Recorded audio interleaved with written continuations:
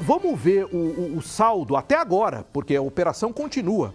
O saldo da mega operação da Receita Federal, que trouxe essa revelação impressionante da atuação do PCC no mercado de combustíveis. E além do crime fiscal, tem também o batismo do combustível. Olha só, você pode parar o seu carro para abastecer e, sem saber, pode estragar todo o motor do seu carro por causa da composição adulterada do combustível. Quer entender mais? Tem a reportagem completa agora. O principal centro financeiro do país, a Avenida Brigadeiro Faria Lima, em São Paulo, concentrou 42 alvos da maior operação já realizada contra o crime organizado no Brasil. De acordo com a investigação, instituições de pagamento e fundos de investimentos foram usados para ocultar 46 bilhões de reais entre 2020 e 2024.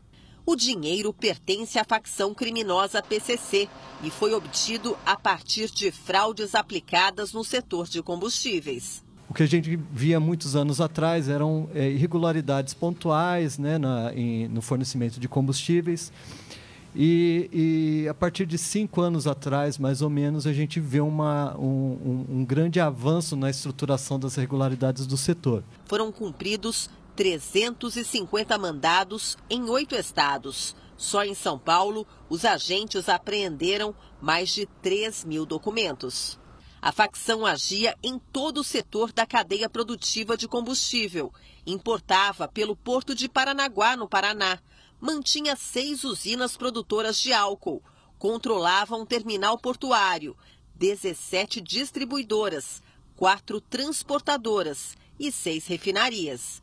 E tinha 1.000 postos de combustíveis e 1.600 caminhões-tanque.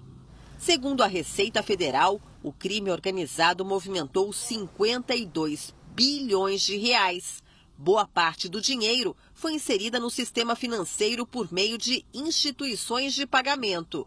Os recursos foram enviados a mais de 40 fundos de investimentos, todos controlados pela organização criminosa. A gente tem já há 3, 4 anos, sistematicamente, em todas as operações, nos deparado com uma fintech fazendo esse papel de introdução de dinheiro vivo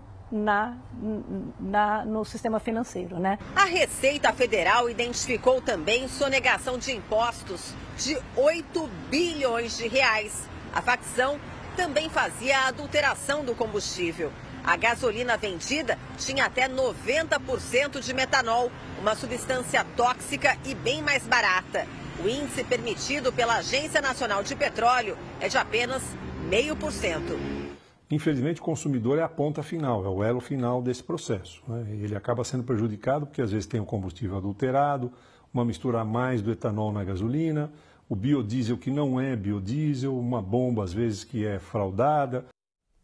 Deixa eu chamar já o Rafael Ferraz, está acompanhando a operação desde o início, a operação continua. O comandante Diógenes Luca, que trouxe inclusive os primeiros dados, né, sobre essa quantidade milionária de desvio fiscal. Rafa, a operação continua. Até agora, 6 presos. Só que a polícia continua atrás dos demais envolvidos nesse esquema, inclusive o líder, o cabeça da facção criminosa que controla os postos de combustíveis, não é, Rafael? Pois é, Tiago, a gente relembra que ontem 350 alvos eram aí apontados pelo Ministério Público do Estado de São Paulo, só que conversando com algumas fontes aqui do MP, que fica na região da Praça da Sé, Gardinali, essas pessoas não estão dando essa operação como uma grande operação que foi concluída com sucesso, já que o cabeça não foi encontrado. Pode ter havido também um vazamento de informação daqui do prédio do Ministério Público do Estado de São Paulo. Essa é uma das suspeitas. Então, lembrando que dos 14 alvos com mandado de prisão preventiva, apenas 6 foram encontrados e detidos, enquanto a maioria, incluindo alguns dos principais investigados, escapou. Os policiais à frente do caso tentam entender a razão do ocorrido. Em operações deste porte, gente, o esperado é um alto índice de sucesso no cumprimento dos mandados de prisão. Uma das suspeitas é que possa ter havido então vazamento de informações. Apesar da frustração dos investigadores, os comandantes da operação destacam que houve um farto volume de material apreendido durante essas buscas e que as apreensões devem aprofundar sobre lavagem de dinheiro, do narcotráfico e também da corrupção.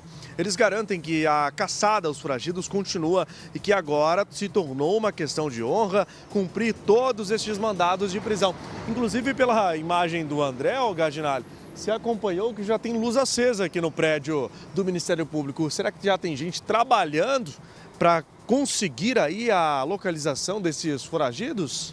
Olha, tem sim, você está mostrando ali o 9º andar, que tem aqueles escritórios, as luzes estão acesas, você vai ficar aí acompanhando a movimentação no Ministério Público na região central de São Paulo, Rafael Ferraz. Enquanto o comandante Diógenes nos atualiza com as informações dessa mega operação, uma das maiores da história do país. Diógenes, além do crime fiscal, e nós estamos falando de 50 bilhões de reais, o dano ao consumidor final. Porque muita gente que parou o seu carro para abastecer num posto de combustível teve colocado dentro do tanque o combustível adulterado. E essa prática era comandada pelos líderes da facção. Olha, Tiago, e você que nos acompanha aqui, não é segredo para ninguém que a facção criminosa estava operando já há muito tempo nessa questão dos postos de combustíveis, transporte clandestino, adegas da periferia, tudo isso é sabido. E dessa vez aqui, apesar do Rafa ter trazido um ponto aqui, que já há aberta uma investigação para apurar algum suposto vazamento, a gente não pode tirar a importância dessa operação. Foi a maior operação que eu tenho notícia nos últimos anos, sem precedentes. Só da Polícia Militar ontem tinha 450 policiais de toda a área de choque dando suporte, 8 estados no país. Foram apreendidas muita coisa, Tiago, em termos de documentos, computadores. É claro que algumas pessoas não foram localizadas, mas houve apreensão desse material, algumas pessoas foram presas, portanto, uma operação muito importante que atingiu aí o cérebro da facção criminosa. E a gente espera, Tiago, que a partir dessa documentação que foi apreendida, nós tenhamos aí novos desdobramentos dessa operação, que ela venha para ficar com outras etapas agora. Portanto, é muito louvável o que aconteceu, 8 estados, cifras bilionárias, prejuízo enorme para o cidadão, portanto, um grande passo importante para o combate ao crime organizado. Tiago. Um dos principais líderes desse esquema está sendo procurado nesse momento pelos policiais. A mega operação que envolveu policiais de vários estados. Ele é conhecido como Primo, tem vários apelidos aí na facção criminosa, e as polícias de vários estados que estão empenhadas aí na continuidade dessa operação. Aliás, depois da mega operação de ontem, o Ministério da Fazenda anunciou que a partir de hoje as chamadas fintechs serão enquadradas como bancos e terão a obrigação de informar todas as transações financeiras dos clientes. Você vai entender mais agora. As instituições de pagamento que atuam como bancos digitais têm uma regulamentação muito mais flexível do que as empresas tradicionais, que precisam ter reservas financeiras que sirvam de garantia aos clientes. A Fintech atuava praticamente como o banco paralelo, espaço que deixa de ser ocupado por empresários legítimos que realmente querem empreender no Brasil. A Receita Federal divulgou uma nota afirmando que vai ser publicada uma instrução normativa, estendendo as obrigações de transparência e informações às fintechs e estabelecendo que elas estejam sujeitas exatamente às mesmas obrigações das instituições financeiras tradicionais.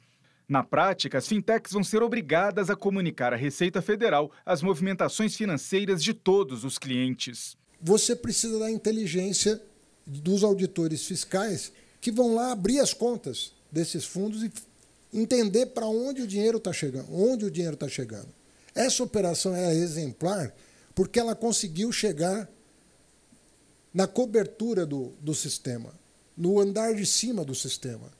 Em uma rede social, o presidente Lula afirmou que a população assistiu à maior resposta do Estado brasileiro ao crime organizado da história e que o compromisso é proteger cidadãos e consumidores, cortar o fluxo de dinheiro ilícito, recuperar recursos para os cofres públicos e garantir um mercado de combustíveis justo e transparente.